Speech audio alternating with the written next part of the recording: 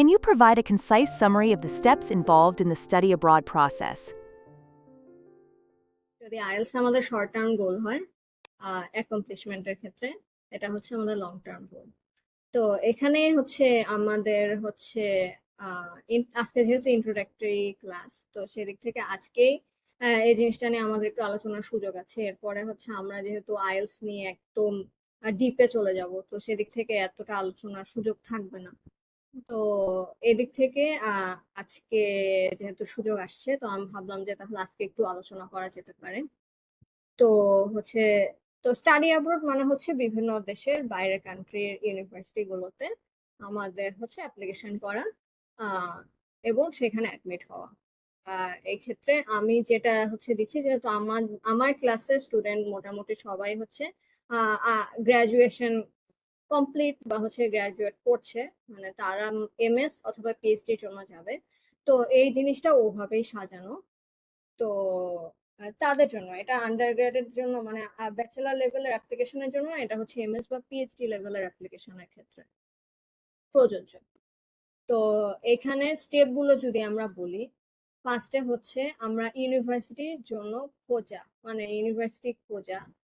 কোন ইউনিভার্সিটি, যেমন হচ্ছে ইউএস এর যদি আমি বলি, তাহলে ইউএসএ তে দুই ধরনের ক্যাটাগরি আছে, R1 research university, R2 research university, অথবা হচ্ছে আরো হচ্ছে বিভিন্ন ক্যাটাগরি আছে যে ইউনিভার্সিটি গুলো এগ্রিকালচার ডিসিপ্লিনের স্টুডেন্টদের জন্য, এই ইউনিভার্সিটি গুলো ইঞ্জিনিয়ারিং ডিসিপ্লিনের স্টুডেন্টদের জন্য। তাদের হচ্ছে একটা হচ্ছে মানে কোনটা হচ্ছে বেস্ট, এটা নিয়ে হচ্ছে বিভিন্ন হচ্ছে ওয়েবসাইটে হচ্ছে আমরা তথ্য পাই। তাদের হচ্ছে ক্যাটাগরিতে নিয়ে আসা হয় বিভিন্ন ভাবে। তো সেদিক থেকে সব বিচার বিবেচনার পর হচ্ছে একটা ইউনিভার্সিটি হচ্ছে চুজ করা। তারপর সেই ইউনিভার্সিটির হচ্ছে গ্রাজুয়েট স্কুল ওয়েবসাইটে হচ্ছে আমরা হচ্ছে যাব। প্রত্যেকটা ইউনিভার্সিটিরই হচ্ছে গ্রাজুয়েট স্কুল থাকে। আমাদের ক্ষেত্রে গ্রাজুয়েট স্কুল, আন্ডার গ্রেডদের জন্য আন্ডার গ্রেডের স্পেসিফিকেশন, যারা হচ্ছে এমএস বা পিএইচডি তে জন্য যায় তাদের হচ্ছে গ্রাজুয়েট স্কুল। তো সেই গ্রাজুয়েট স্কুলের ওয়েবসাইটে যাওয়া। তো সেইখানে গেলেই হচ্ছে বিভিন্ন কোর্স সম্পর্কে হচ্ছে দেখা যাবে যে তারা কি কি কোর্স অফার করছে। তো সেই ক্ষেত্রে আমার প্রেফারেন্স অনুযায়ী আমি হচ্ছে একটা কোর্স সিলেক্ট করব। তারপর হচ্ছে সেই কোর্সটা কোন ডিপার্টমেন্টের আন্ডারে পড়ে সেটা আমি দেখবো। তারপর সেই ডিপার্টমেন্টের ওয়েবসাইটে গেলে, আর ওই কোর্সের হচ্ছে আলাদা একটা সাইট থাকবে, টুইটার হচ্ছে দেখলে আমি অ্যাডমিশন রিকোয়ারমেন্টস নিয়ে একটা আইডিয়া পাবো যে তাদের কোর্সে আমি যদি এনরোল করতে চাই, তারা অ্যাপ্লিকেশন অ্যাসেসমেন্টের সময় আমার কি কি ব্যাপারগুলো দেখবে।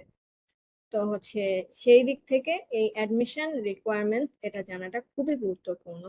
এর পাশাপাশি আরো একটা অধিক গুরুত্বপূর্ণ যেটা হচ্ছে ব্যাপার, সেটা হচ্ছে ফান্ডিং সিচুয়েশনটা দেখা। তো হচ্ছে ইউএস এর ক্ষেত্রে যদি আমি বলি, তারা ফান্ডিং প্রোভাইড করার জন্য কোর্স ফি, অবশ্যই হচ্ছে ইন্টারন্যাশনাল দিক থেকে কোর্স ফি একটা অনেক বড় একটা ব্যাপার। তো সেদিক থেকে সাবসিডাইজ করার একটা হচ্ছে, সাবসিডাইজ যদি হয় তাহলে আমাদের অনেক একটা হেল্প হয়। হেল্প কিভাবে হয় সেটা হচ্ছে আহ প্রথমত হচ্ছে যদি পুরো কস্ট দিতে চাই, তাহলে আমাদের হচ্ছে এক কথায় হচ্ছে সেই নতুন দেশে গিয়ে নতুন জায়গায় পার্ট টাইম জব পাওয়া, তারপর টিউশন ফি প্রায় লাখ লাখ টাকা সেটা প্রোভাইড করা নিজের পকেট থেকে, বাপ মায়ের পকেট থেকে, সেটা বিশাল বড় একটা ইয়ে। তো সেই ঝামেলায় না যাওয়ার জন্য এই ফান্ডিং সিচুয়েশনটা আমরা যদি একটু দেখি, বিভিন্ন হচ্ছে জায়গাতেই হচ্ছে বিভিন্ন ইউনিভার্সিটি গুলো স্কলারশিপ অথবা ফান্ডিং অ্যাসিস্ট্যান্স এর আন্ডারে, যেমন ইউএসএ তে জিএ টিএ আর এ দেওয়া হয়। GA for graduate assistantship, TA for teaching assistantship, আর হচ্ছে R A for research assistantship. GA হচ্ছে যারা হচ্ছে মানে ইউনিভার্সিটিতে হচ্ছে গ্রাজুয়েট অ্যাসিস্ট্যান্টশিপ হচ্ছে ইউনিভার্সিটিতে বিভিন্ন হচ্ছে অ্যাডমিনিস্ট্রেটিভ সেকশন, আরো যে সেকশন গুলো থাকে সেগুলোতে হচ্ছে স্টুডেন্ট ভলান্টিয়ার হিসেবে হচ্ছে কেউ যদি কাজ করে, এখানে হচ্ছে একটা আহ, তারা বলে দেয় যে হচ্ছে উইকলি 20 ঘন্টা কাজ করবা তুমি, এই জন্য তুমি হচ্ছে মাসে এই অ্যামাউন্টের একটা স্টাইপেন্ড পাবা। এর পাশাপাশি তুমি টিউশন ফি রেমিশন পাবা। টিচিং অ্যাসিস্ট্যান্টশিপেও সেম, তারা এভাবে বলে দিবে। এদিক থেকে টিচারের অ্যাসিস্ট্যান্ট হিসেবে কাজ করার একটা সুযোগ হয়। আর রিসার্চ অ্যাসিস্ট্যান্টশিপে অনেক ক্ষেত্রে বিভিন্ন ল্যাব অলওয়েজ রিসার্চের জন্য বিভিন্ন অর্গানাইজেশন থেকে ফান্ড পেয়ে থাকে, হতে পারে গভর্নমেন্টাল অথবা অন্যান্য গভর্নিং বডি থেকে তারা ফান্ড অ্যারেঞ্জ করে।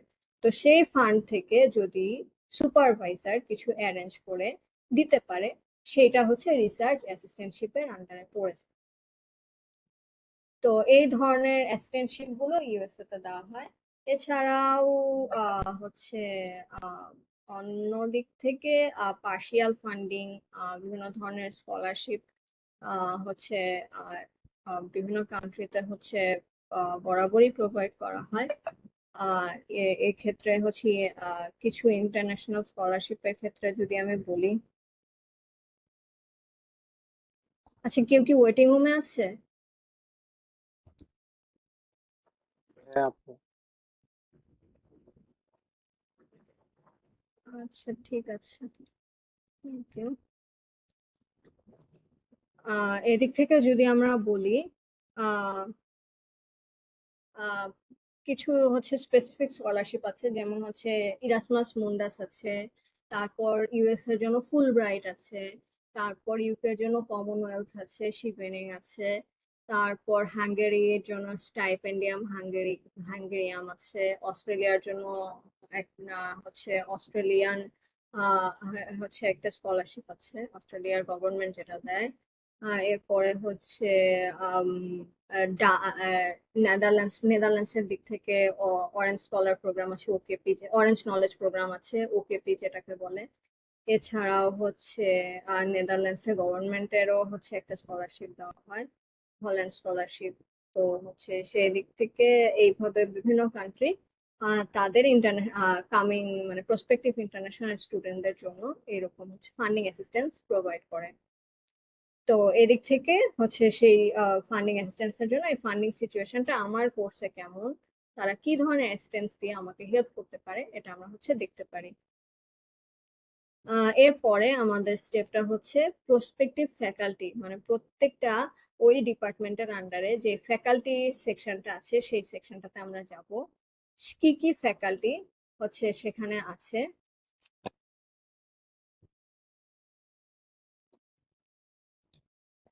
কি কি ফ্যাকাল্টি হচ্ছে সেখানে আছে, এবং কোন ফ্যাকাল্টি আমার রিসার্চ ইন্টারেস্ট যেটা সেই রিসার্চ ইন্টারেস্টে কাজ করছে, সেটা আমরা ঘুরে দেখার জন্য সেই ফ্যাকাল্টি সেকশনে যাব এবং যেই বিভিন্ন প্রফেসরের প্রোফাইল ঘুরে দেখবো, গিয়ে তাদের পাবলিকেশন সেকশন চেক করবো, বা হচ্ছে একটু তারা কি ওয়েটিং রুম চেক কর,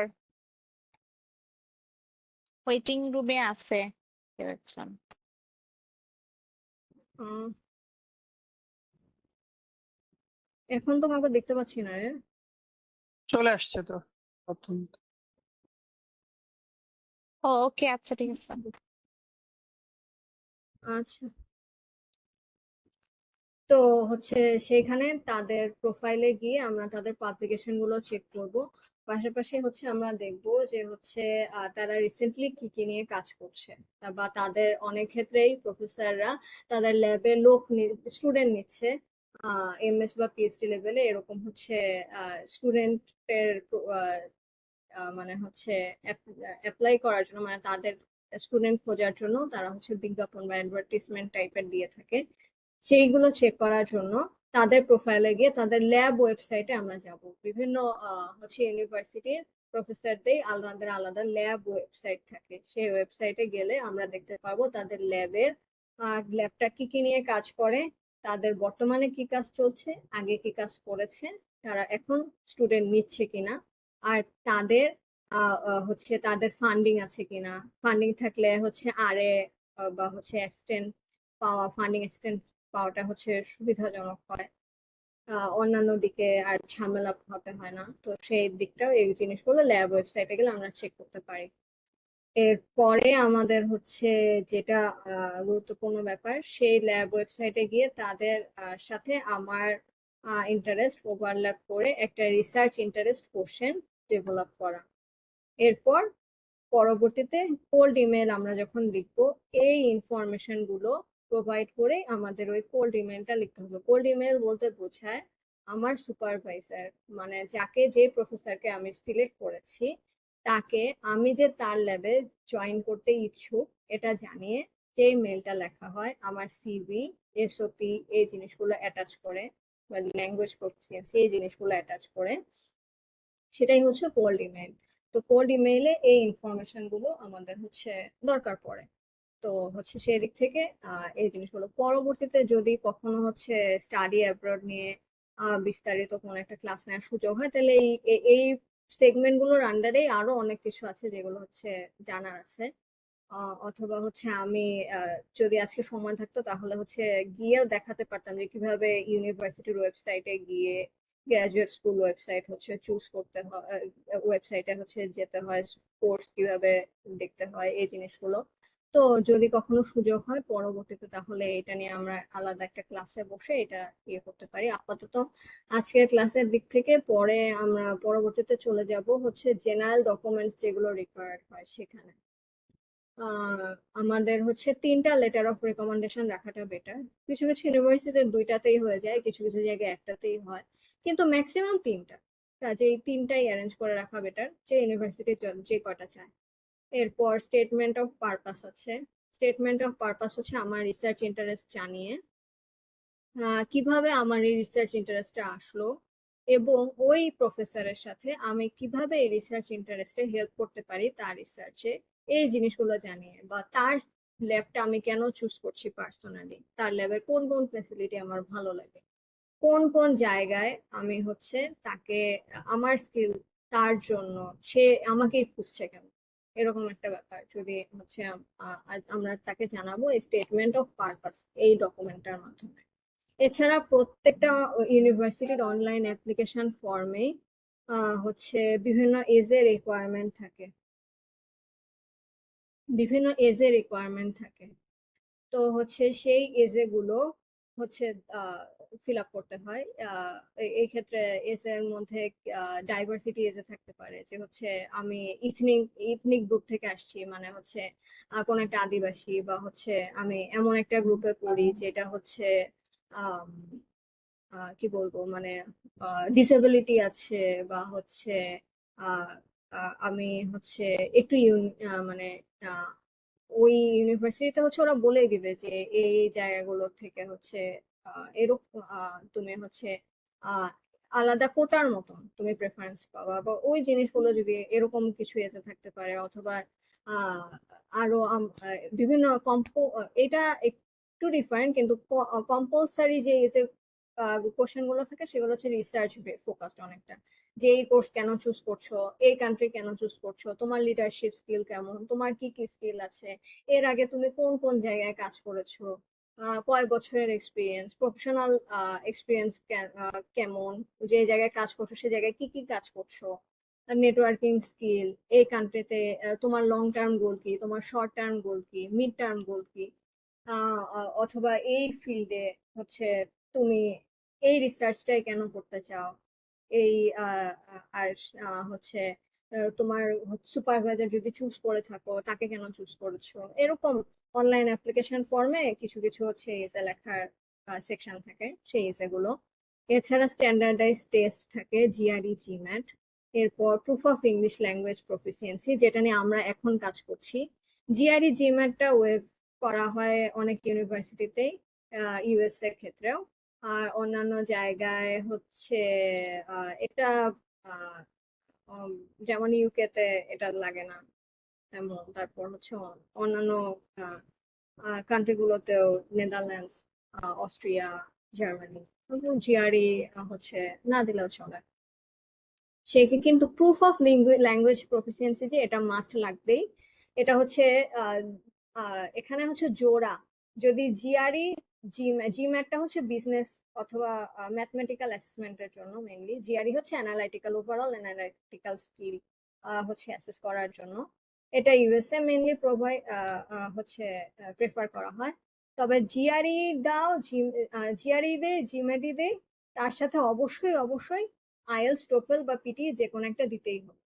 মানে জিআরই দেই বা না দেই, কিন্তু আইএলস, টোফেল, পিটি এই 3টা যে কোনো একটা সারা দেশের যেই ইউনিভার্সিটিতে আমি ইন্টারন্যাশনাল স্টুডেন্ট হিসেবে অ্যাপ্লাই করতে যাই, এই তিনটার যে কোনো একটা আমার লাগবেই, মাস্ট লাগবেই।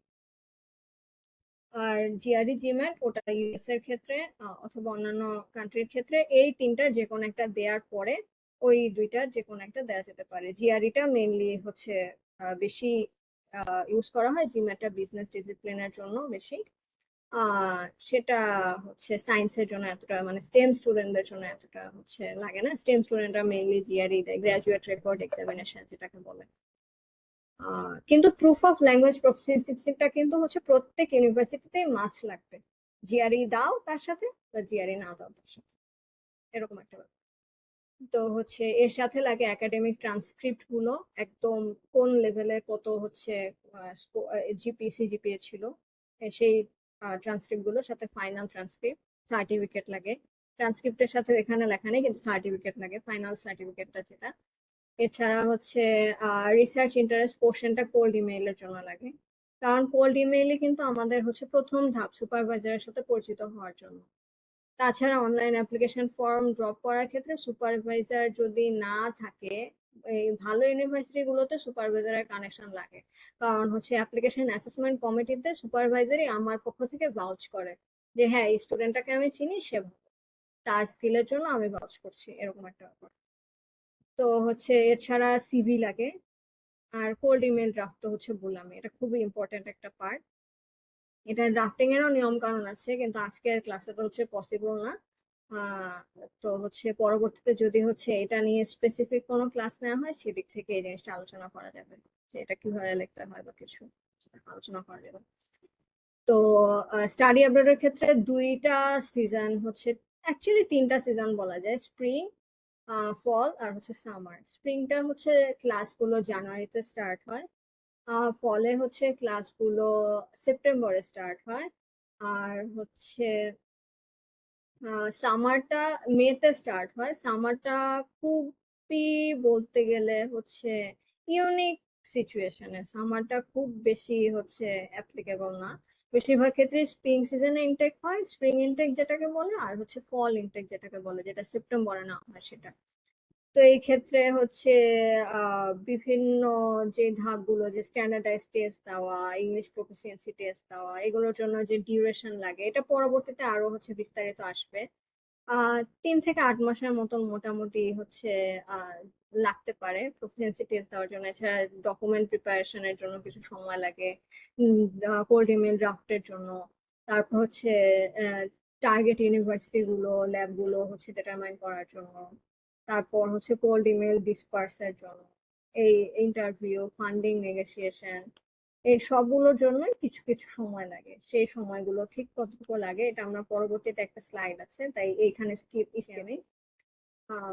তো আরেকটা হচ্ছে ও হ্যাঁ, রিসার্চ ইন্টারেস্ট ইউনিভার্সিটিতে অ্যাপ্লাইয়ের ক্ষেত্রে এর আগে আমরা হচ্ছে একটা প্রসিডিউর দেখলাম, যে ইউনিভার্সিটির ওয়েবসাইটে গিয়ে তারপরে হচ্ছে লাস্টে ল্যাবের ওয়েবসাইটে গিয়ে তারপরে কোল্ড ইমেল ড্রাফট করে। এটারই আরেকটাও হচ্ছে মানে আরেকটা ব্যাপারও হচ্ছে ফলো করা যায়, ওইটার থেকে একটু ভিন্ন। আমরা হচ্ছে এই স্টেপ গুলো ফলো করে ওই একই কাজ করতে পারি। আমাদের মোটামুটি দুই ক্ষেত্রেই হচ্ছে আমাদের টার্গেট কোল্ড ইমেল ড্রাফট করা প্রপারলি, যাতে সুপারভাইজার আমাকে অ্যাকসেপ্ট করে। সেই দিক থেকে ওইখানে যে স্টেপ গুলো আমরা ফলো করি, এইখানে স্টেপ গুলো মোটামুটি একটু ভিন্ন, কিন্তু কাজ মোটামুটি একটু আগে পরে হলেও মোটামুটি সেম, অলমোস্ট সেম।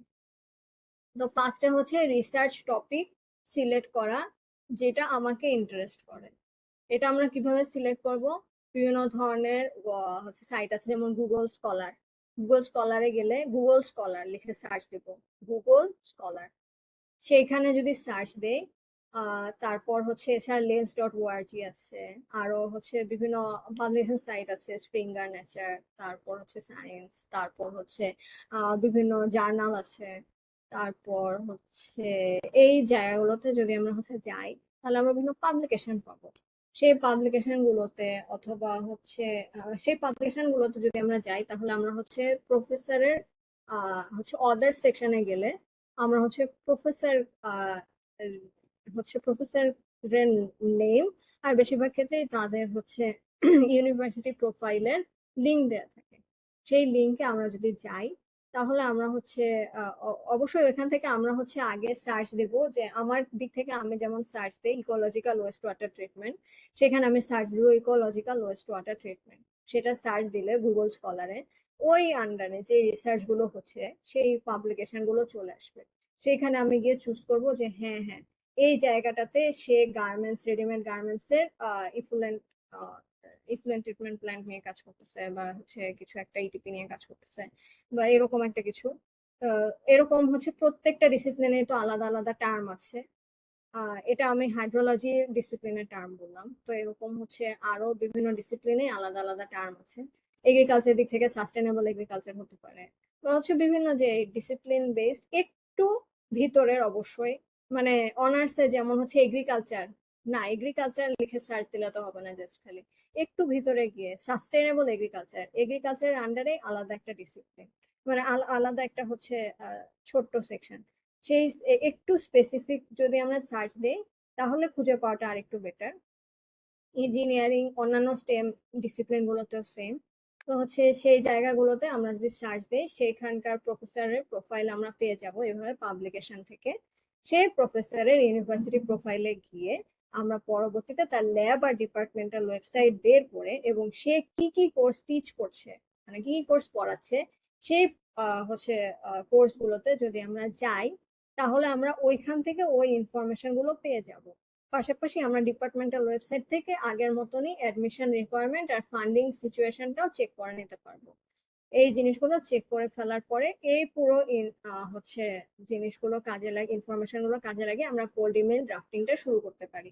তো এই দিক থেকে এই স্টেপটা আমার মতে ফলো করা প্রেফারেবল, কারণ হচ্ছে গিয়ে এই দিক থেকে আমাদের হচ্ছে সুবিধাজনক। কারণ হচ্ছে আমরা প্রথমে রিসার্চ, মানে ওই প্রফেসরের রিসার্চ গুলো হচ্ছে জানার একটা হচ্ছে জন্য একটা গুরুত্বপূর্ণ সময় আমরা ব্যয় করি, যেটা হচ্ছে অন্যান্য দিক থেকে স্কেপ হয়ে যেতে পারে, বা হচ্ছে একটু কম সময় আমরা দিয়ে ফেলতে পারি। কিন্তু এদিক থেকে যেহেতু আমরা ওইটা দিয়ে শুরু করি, বেশি এনার্জি এটার পিছনে দেয়া থাকে। পাশাপাশি আমাদের রিসার্চ ইন্টারেস্ট পোর্শন যে আর্টিকুলেটের ব্যাপার থাকে, যে আমি এই ব্যাপারে এই জিনিসটা এই ডিসিপ্লিনে এই হচ্ছে এই সায়েন্সের এই জিনিসটা এই কোশ্চেনটা আমি হচ্ছে অ্যান্সার করতে চাই। এই যে কোশ্চেনটা, যে আমার রিসার্চ অ্যাসপিরেশন কি নিয়ে, আমি কি নিয়ে রিসার্চ করব, এই জিনিসটা জানাটা এই দিক থেকে হচ্ছে সুবিধাজনক হয় এই প্রসেসটা ফলো করে। অন্যান্য দিক থেকে এটা একটু ভিতরে থেকে, কিন্তু এইটাই যেহেতু এটা দিয়ে শুরু হয়, তাই আমার মতে এই জিনিসটা হচ্ছে অনেকটাই হচ্ছে বেটার। তো এরপরে আচ্ছা, আমি একটু ব্যাটারি প্লাগ ইন করে নেই। ডান।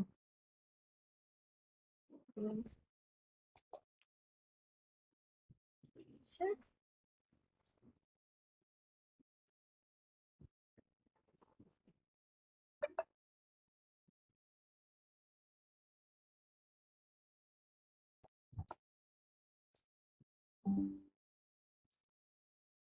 ওকে, থ্যাংক ইউ। আমরা এখানে ছিলাম। তো এই দিক থেকে হচ্ছে আমাদের সুবিধাজনক রিসার্চ ইন্টারেস্ট কোশ্চেন আর্টিকুলেটের দিক থেকে। রিসার্চ ইন্টারেস্ট কোশ্চেন আর্টিকুলেট এটাও একটা বড় ব্যাপার। তো হচ্ছে এটার ক্ষেত্রেও অনেক বিষয় গুরুত্বপূর্ণ, কিন্তু হচ্ছে আজকে এটা পরবর্তীতে আমরা এটা নিয়ে বলতে পারবো। আহ এই ক্ষেত্রে হচ্ছে জেনারেল ডকুমেন্টস যে রিকোয়ার্ড সেটা হচ্ছে আহ মোটামুটি একই। তো এখানে জাস্ট একটা ভিন্ন স্টেপ নিয়ে আমরা আলোচনা করলাম। ফল সেশনে জাস্ট খালি ক্লাসটা সেপ্টেম্বরের দিক থেকে হচ্ছে শুরু হয়। তবে স্প্রিং আর ফল ইনটেক নিয়ে যদি একটু বলি, স্প্রিং ইনটেকটা হচ্ছে জানুয়ারিতে আর ফল ইনটেকটা হচ্ছে সেপ্টেম্বরে। অ্যাকচুয়ালি ইউনিভার্সিটি গুলো ফল সিজনে বেশি স্টুডেন্ট নেয়, ফল সিজনে কম্পিট মানে হচ্ছে বেশি কম্পিটিটিভ চান্স পাওয়া। কিন্তু এখানে ফল সিজনের অ্যাডভান্টেজটা হচ্ছে যেই হচ্ছে আমি বের হয়ে যাব, হচ্ছে ইন্টার্নশিপ করব আমি, বের হওয়ার পর মানে ইউনিভার্সিটিতে থাকতে, অথবা হচ্ছে বের হয়ে যাওয়ার পর আমি জব খুঁজবো।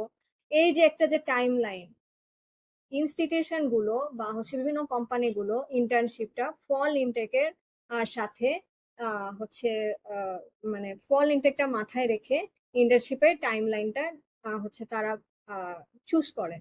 তো সেদিক থেকে আমি যদি ফল ইনটেকে যাই, যদিও এটা কম্পিটিটিভ, কিন্তু এদিক থেকে আমার অ্যাডভান্টেজ হচ্ছে আমার ইন্টার্নশিপ পাওয়া, সুবিধা পাওয়া সব হচ্ছে আহ, সহজ হবে। পাশাপাশি বের হওয়ার পর সাথে সাথে জব পাওয়াটা একটু সহজ। স্প্রিং ইনটেক যেহেতু হচ্ছে জানুয়ারিতে, সবকিছু সেপ্টেম্বরের অনুযায়ী চলতে থাকে, মাঝে হচ্ছে আমি স্প্রিং এ আসলাম।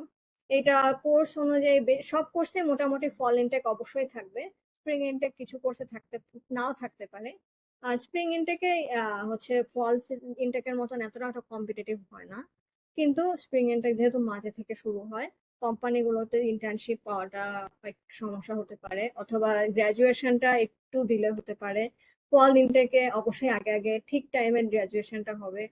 আর ওই দিক থেকেও সব জবের দিক থেকেও ঠিক থাকবে, কিন্তু স্প্রিং সিজনে হচ্ছে স্প্রিং ইনটেকের ক্ষেত্রে আহ ওই দিক থেকে একটু হচ্ছে টাফ হয়ে যায়।